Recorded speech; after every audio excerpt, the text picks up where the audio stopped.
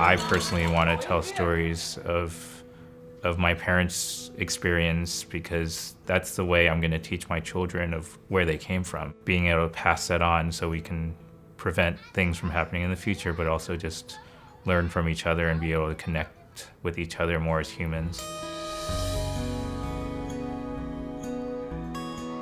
I always thought, oh, I can never be an artist for a career.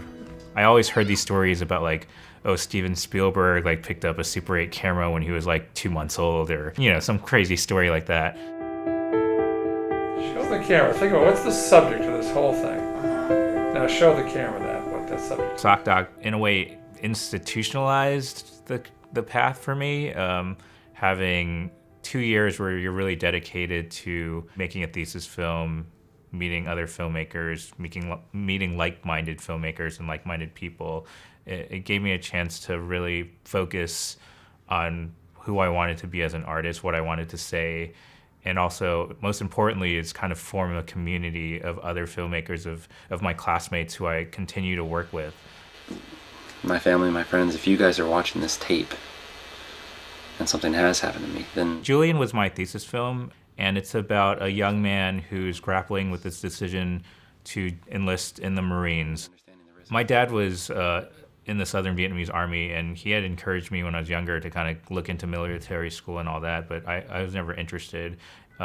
Julian's family was very much against what was going on in Iraq and against him joining the military, but he saw a certain sense of duty in that, and that always attracted me because it was somewhat a reflection of, I thought, my upbringing. It's lasted through the ups and downs of America and the world.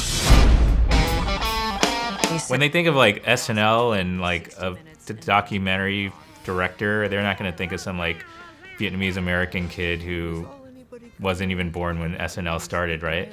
I kind of wanted to tell it in a way that reflects my history and my experience with SNL, which is as a little immigrant kid, like sneaking out of his bedroom when his parents were sleeping and watching the show every Saturday at 11:30.